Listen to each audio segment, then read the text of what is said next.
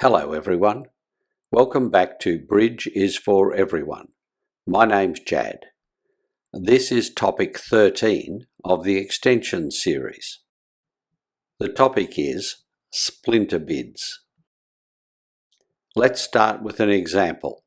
This is board ED1. Partner is the dealer. Here is your hand. As always, you value your hand.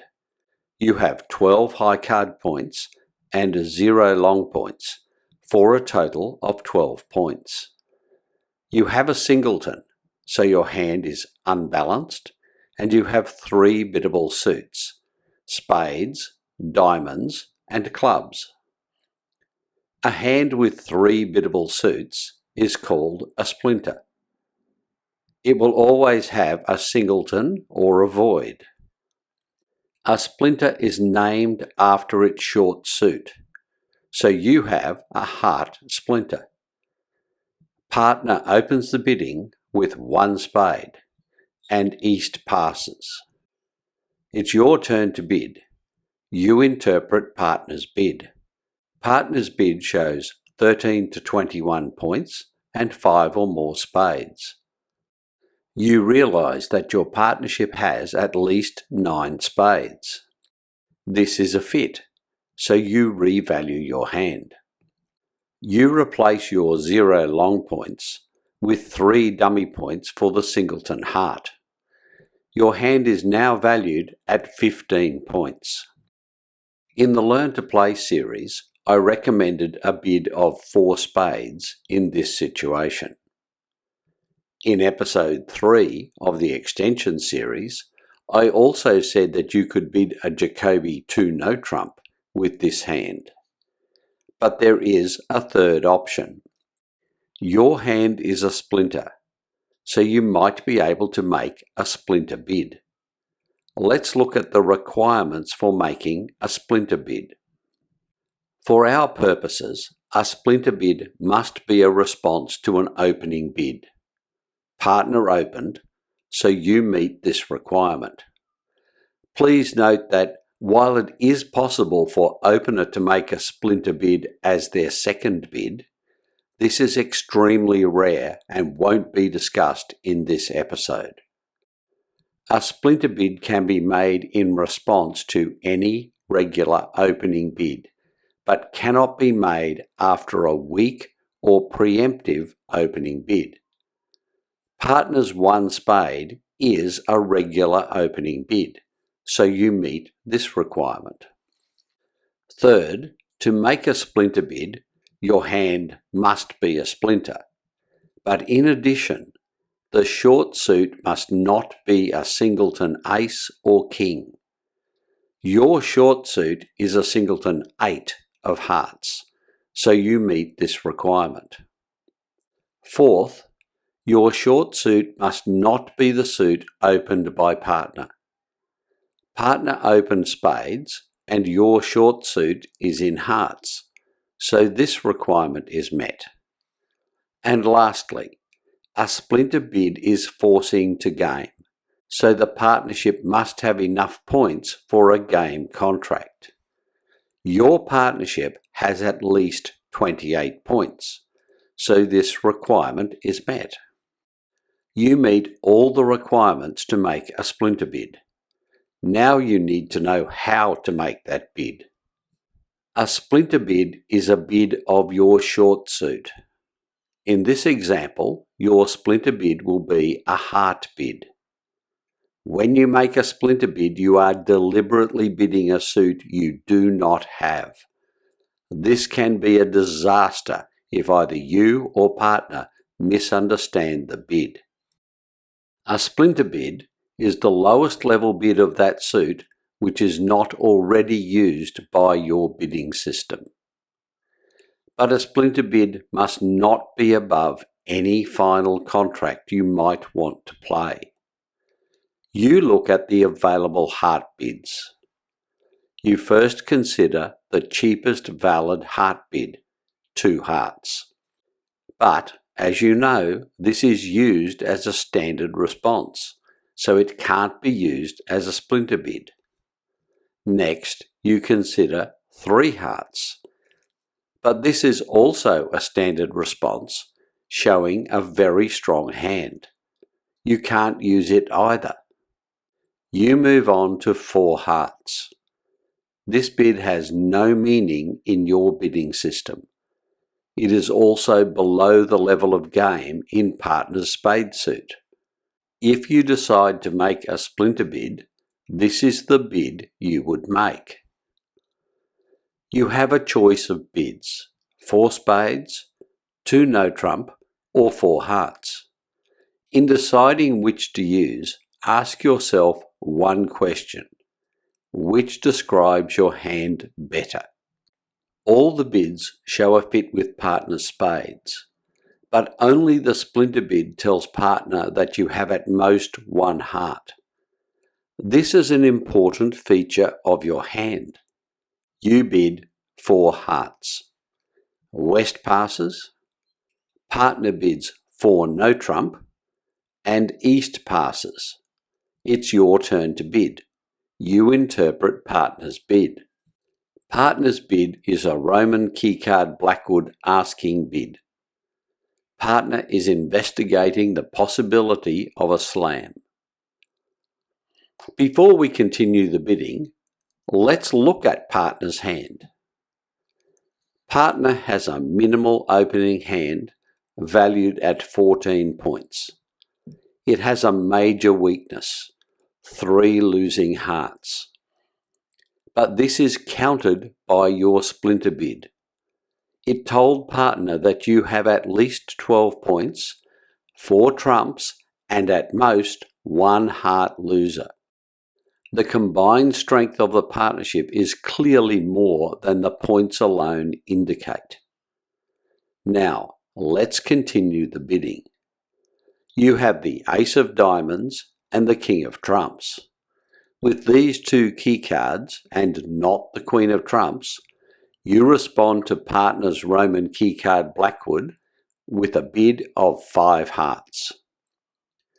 West passes, and partner, knowing exactly which key card is missing, bids an aggressive 6 spades. East passes, you pass, and West passes to end the auction. The contract is 6 spades by North. Your King of Clubs and Queen of Diamonds almost guarantee that the contract will be made. Partner took a calculated risk in bidding the slam, but it was not as great a risk as it might seem at first. Partner knew you had to have more high cards in clubs, diamonds, or both. Bidding this slam would have been very difficult without your splinter bid. Now, let's look at some other situations where splinter bids can be used. This is board ED2. Partner is the dealer. Here is your hand. As always, you value your hand. You have 11 high card points and 0 long points, for a total of 11 points.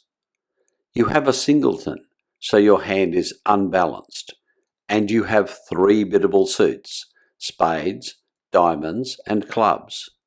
Your hand is a heart splinter.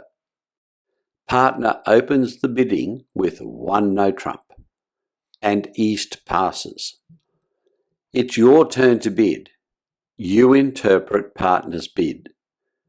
Partner's bid shows 15 to 17 high card points and a balanced hand.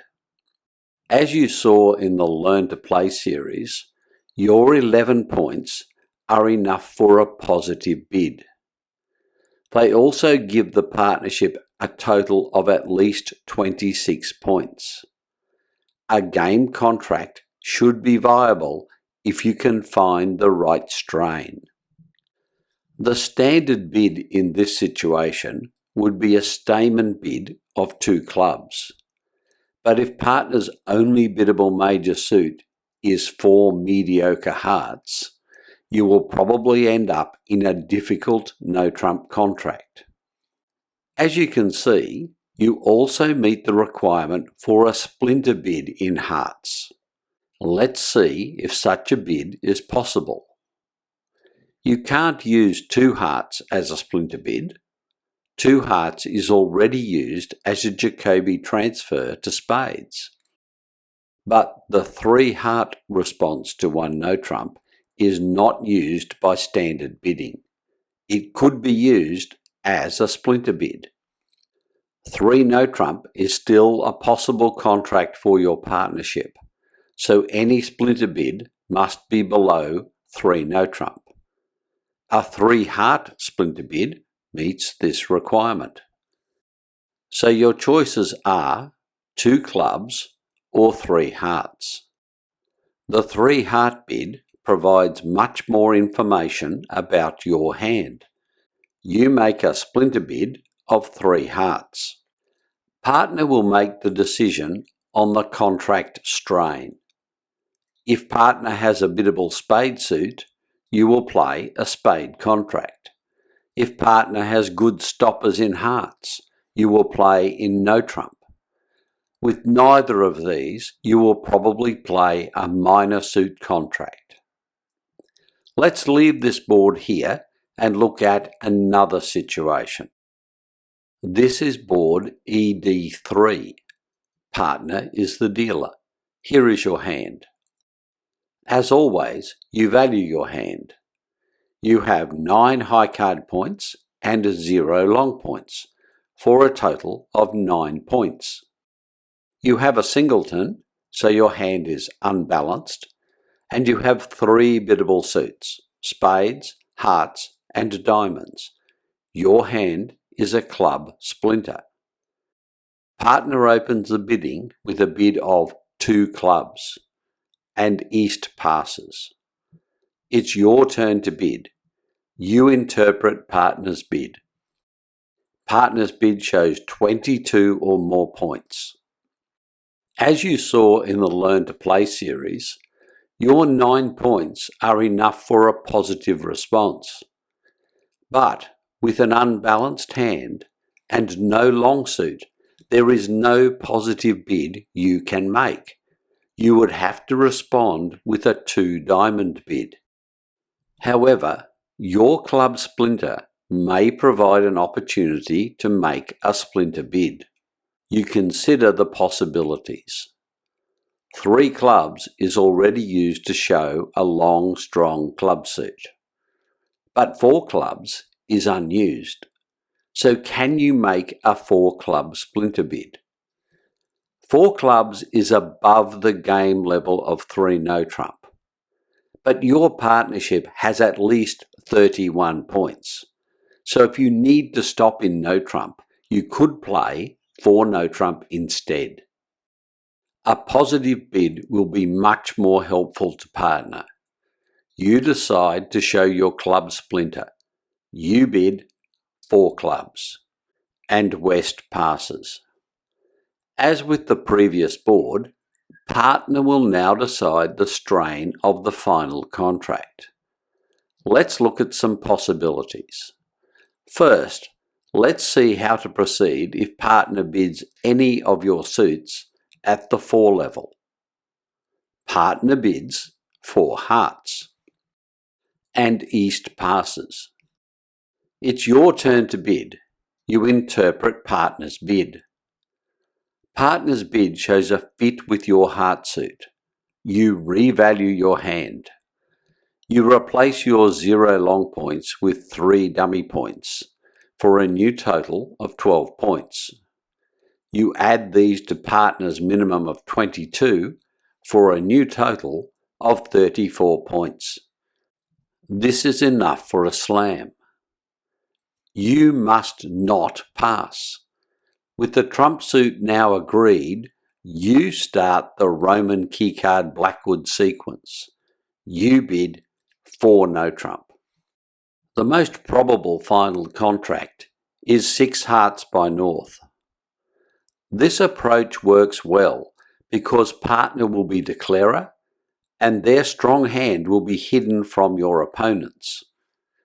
Now, let's go back to partner's second bid and consider other possibilities. If partner doesn't bid one of your suits, the next most likely bid is 4 no trump. This 4 no trump bid is not Roman keycard Blackwood. The 2 club and 4 club bids were both artificial, so there is no agreed trump suit, and a Roman keycard Blackwood bid makes no sense. The 4 no trump bid is a final contract bid replacing the 3 no trump you bypassed. You should pass unless you have significantly more high card points than the 8 required for your previous bid. Now let's go back again and consider partner's remaining option. Partner might bid 5 clubs. In this case, partner has chosen to play in your short suit. This will be difficult, but may be partner's only option with a long, strong club suit. You cannot revalue your hand and should pass. There are a few important points I would like you to remember about splinter bids. First, splinter bids are always alertable.